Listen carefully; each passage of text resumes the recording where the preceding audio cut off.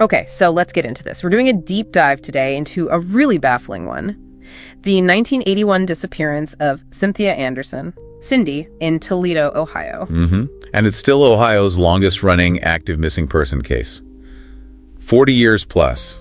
Which is just incredible when you look at who she was. Right. Cindy was 20 years old, a legal secretary. By all accounts, very quiet, very devout.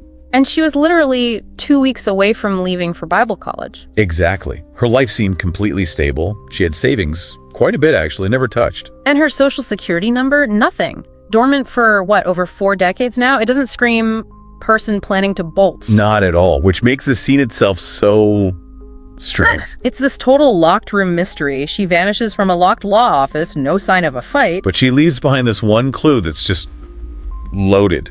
Really suggestive. Okay, so before the vanishing, there were signs, right? Things weren't entirely calm. No, definitely not. For about a year, she'd apparently been having these recurring nightmares, really vivid ones, about being abducted. Wow. That internal fear, then it starts showing up externally. Yeah, with these weird, harassing phone calls she was getting at work. Enough that people noticed. Her bosses noticed, certainly. They actually took it seriously. Oh, absolutely.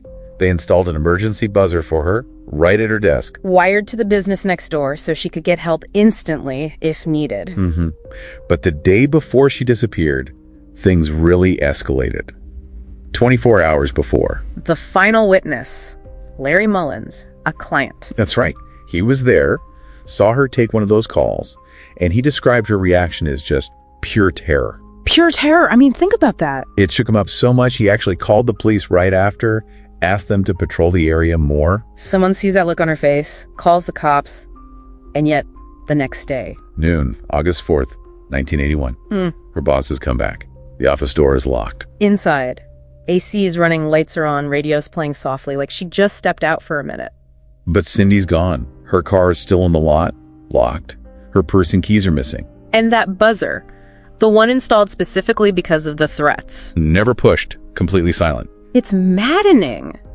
Which brings us to the clue on the desk. Yeah, the romance novel. Found face down, open. And not just open anywhere. It was open specifically to the only violent scene in the whole book. A passage describing the heroine being abducted at knife point.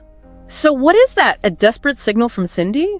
Or something else? Or a deliberate plan. That's right.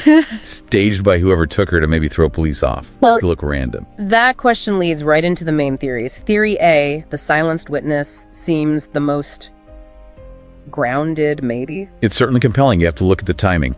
Shortly after Cindy vanished, a big federal drug ring indictment came down. And her law firm was connected? Oh yeah. 2 key figures indicted were linked to the firm. An attorney, Richard Neller, and his client, a known drug dealer named Jose Rodriguez Jr. And Cindy as the secretary. She's the hub, right? Yeah. She handles the calls, the mail, the scheduling. She'd potentially know things, hear things, see things. That proximity is suspicious, to say the least. And didn't an informant surface later? Years later, a jailhouse informant testified that Rodriguez had actually confessed to him about killing Cindy. A confession, but it wasn't enough. It didn't lead to charges. No. It was ruled inadmissible. Powerful information, sure, but legally it lacked corroboration. Corroboration, meaning? Meaning, like, physical evidence linking Rodriguez to her disappearance, or finding Cindy's remains based on his alleged info. Without that, the informant's word alone wasn't enough for a conviction. It's a lead, a strong one, but not proof in court. Okay, so that leaves the door open for other ideas, like Theory C, she staged it herself. The deliberate escape theory.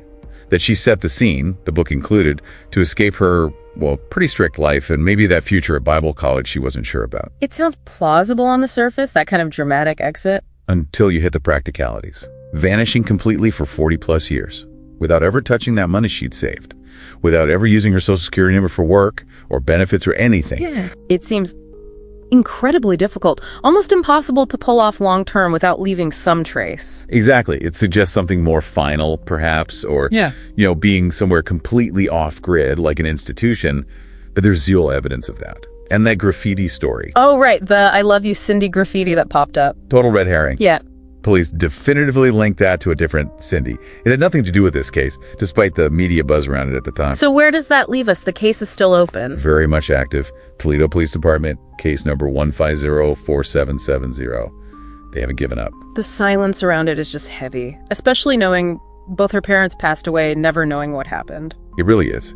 And this case, I think, shows how easily facts can get tangled up with speculation over decades. But that book, that detail is still the crux, isn't it? Yeah. Was it a desperate clue about a random, violent attack? Or was it a very clever piece of misdirection, designed to point away from something more calculated, maybe something connected to that drug case? Solving that detail, that might be the key that finally unlocks this 40-year mystery.